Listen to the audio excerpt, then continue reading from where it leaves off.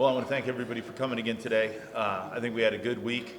We continued to work on priorities, many of which just percolated up. We worked to continue to address the crime problem in Missouri. Very happy with that, another step forward there.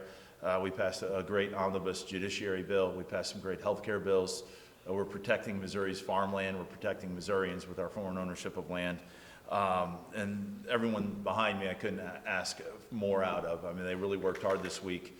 A number of representatives really stepped forward and I think served Missouri very well this week. I'm happy to take any questions.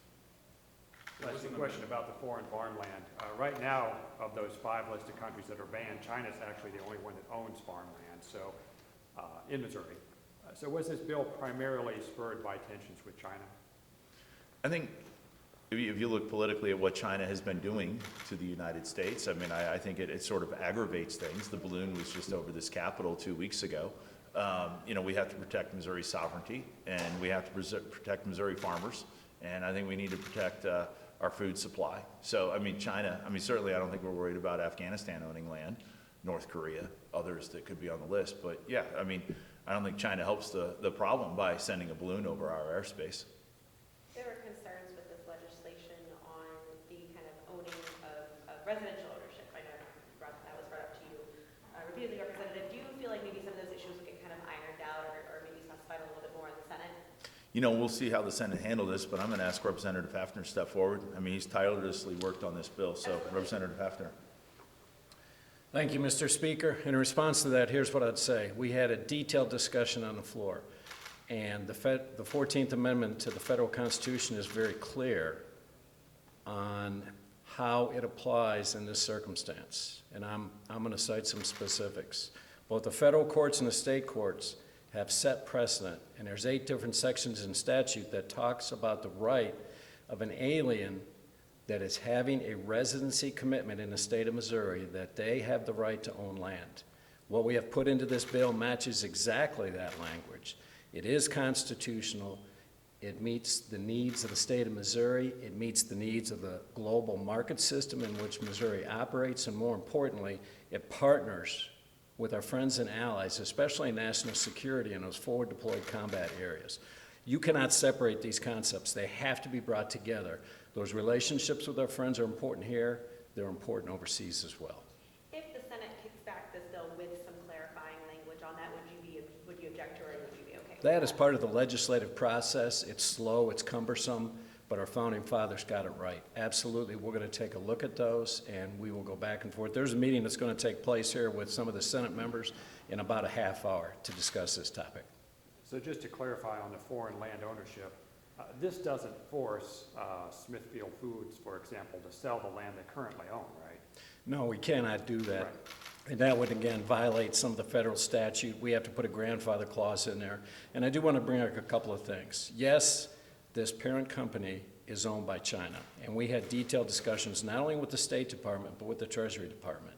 In the event of an international event, the federal government has some responsibilities on how they are going to handle that. But let's be clear, within the state of Missouri, there are Missourians that have invested in Smithfield Foods because it's a publicly traded company here in the state of Missouri. So I do not want China to own farmland in the state of Missouri, but we have to protect and we have to honor what has been done previously within the courts while still growing the Missouri economic system. And I want to be clear, moving forward, there will be no ownership of land with China in the state of Missouri. We are stopping that. So they won't be able to buy anymore? No, they will not. And there's a review process to that too. So there's 5 countries listed on there, and a review process, I believe in the 10th Amendment to the Constitution on states' rights. This was part of the topic we had with the State Department in making sure that we control who was on that list, who needs to be added, who needs to be taken off. That's all internal to the state of Missouri, through the governor taking input from the Homeland Security Council and then going through the legislative process. That's the right way to do it. What do you make of the claims today from Democrats that this was kind of Republicans' mess they made and you're trying to reverse that? Kind of what is your take on that? Over time, things change, especially in the Foreign Relations Department. What took place 5, 10, even 20 years ago is completely different than what's happening overseas, especially in the different combat theaters. We're taking care of the situation as it exists today. And they may have mentioned some things saying this is unconstitutional. This is very constitutional. We have followed very clearly the specifics of the Constitution and the foundational right of the federal government to determine our lines and treaties, and we have made sure that we were in those guidelines that the federal government has set. This will pass muster. Are you worried about any other countries buying up large amounts of land? I think I've heard New Zealand has bought a bunch of land. Is that familiar to you? Well, I will say this, and Representative Michael O'Donnell, that's standing behind me as an intelligence officer that has deployed on multiple combat deployments, has articulated this very clearly. And Mr. Speaker, with your permission, I'd like to have Representative O'Donnell approach the microphone. It's great that you mentioned New Zealand because they are actually one of our key NATO partners. In fact, we put them above NATO as far as people that we engage with. I mentioned them on the floor the other day. There's 4 countries that we hold dear. New Zealand is one of those top 4. UK, 5 countries. So it's UK, Canada, Australia, and New Zealand, and then us is this partnership. And so, to me, I don't believe that there should be a concern. I look at that as somebody coming to Missouri, making an investment here, investing in Missouri jobs, investing in Missouri infrastructure, the whole thing. So on the surface, I don't think that should cause any problems. And from a national security standpoint, it certainly doesn't cause any issues. Change. I wanted to ask about the police bill.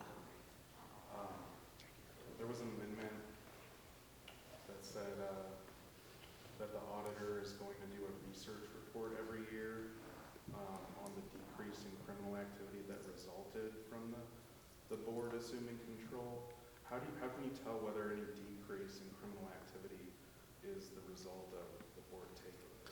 Well, I think we were looking at a review process on that. I want to thank Representative Chris for bringing that bill forward and working tirelessly to get that bill passed, along with our colleagues, Representative Sparks, Representative Myers, Representative Keithley. I mean, I think we're acutely aware of the problems, crime in Missouri, particularly St. Louis. I think we've all watched the news lately. Some horrible, tragic events are seemingly occurring on a daily basis. That has to stop. So, I mean, we just want to make sure we're doing the right thing, and I think there's a great review process that can be put in place to help address what is or is not being done successfully. I think someone mentioned on the floor that county prosecutors aren't really keeping track of, or are required to keep track of their data on case adjudications. Is that something that were you there to hear that? No, and this addressed the city, not the county. Right, I'm saying, do you think that county prosecutors need to keep track of how they're adjudicating cases? Well, there's CaseNet. I mean, there's things that can be tracked on that. I mean, the county prosecutor, I hold first and foremost accountable for how they're handling the cases that are brought before them, whether they're issuing charges, whether the charges are warrantedly issued or not. I mean, they have a job to do. They have to evaluate the cases, and so I mean, there's a lot of subjectivity to that. But I think when you see growing crime in an area that's not being prosecuted, willful neglect of duty, I see a problem, and that's what's occurring in St. Louis. It has to be addressed. It has to be stopped today. This is either a question for you or Representative Chris brought the legislation forward. A lot of times this 10 years of local control was called an experiment, or kind of, do you think 10 years really is enough time, or the idea of a new police chief? Why not give him a year to think about, to maybe make some changes before bringing forth such a bill? I'm going to let Representative Chris come up and address his bill, if he would. But I will say that 10 years is no small amount of time. It's a significant amount of time. And I think for the first 5 years, we saw an improvement. For the last 5, we have not. We're looking at a bundle of things to help improve the region, improve the state of Missouri, protect vulnerable citizens and the victims. This is just one piece of the puzzle. But I'm going to, Representative Chris. Yes. Thank you for the question. Yes, I think 10 years, this 10-year stint, and what's happened in these 10 years is more than enough time. The crime rates, homicide rates have doubled. And I am in full support of Chief Tracy, but I'd like to give him a fighting chance. He doesn't have a chance walking into a depleted police department that's under 1,000 police officers and is being defunded consistently. He's spoken against the legislation, at least on the Senate side. What conversations have you had with him about this, and why you're bringing it forward in his opposition to it? I have not met with Chief Tracy yet.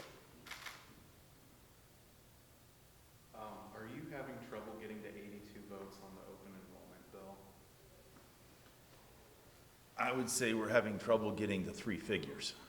I don't, of course, education reform is something we always want to address. I think education reform goes to crime. If you're providing good education for children, you're less likely to have crime.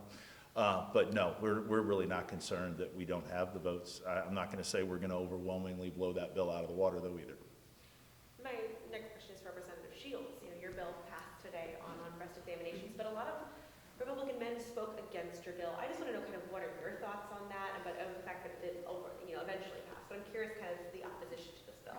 I think the opposition goes back to maybe some hardcore beliefs that they do not believe that there should be mandates from government telling insurance companies what they need to cover or not cover. But I like to remind everyone that in the early 90s, this body mandated screening mammograms, and they've been incredibly successful. But through time, we've really improved the technology that we have to be able to detect more breast cancer, and I think it was time that we approve these diagnostic testings and make them mandated for insurance companies to cover, because in the long run, that's the advantage that we have, to be able to be the big umbrella, to be able to see everything, that we know that we'll save nationally $26 billion a year on health coverage, so. Do you know how much these tests cost? They range anywhere from about $250 for a sonogram to an MRI. It's about $1,000. And so the insurance companies would cover all that? Yes, that is correct, without a copay. I would like to just commend Representative Shields for sticking with this. I think the Republican Party overall, since in my tenure and beginning in the 90s, has continued to press for preventive care. A few years ago, we passed, I thought was a very good preventive care bill for breast cancer in particular, and that was 3D mammography. We're continuing to look forward to helping Missouri's health, and we believe preventive care is a good start to do that. Speaking of preventive care, the maternal health care bill.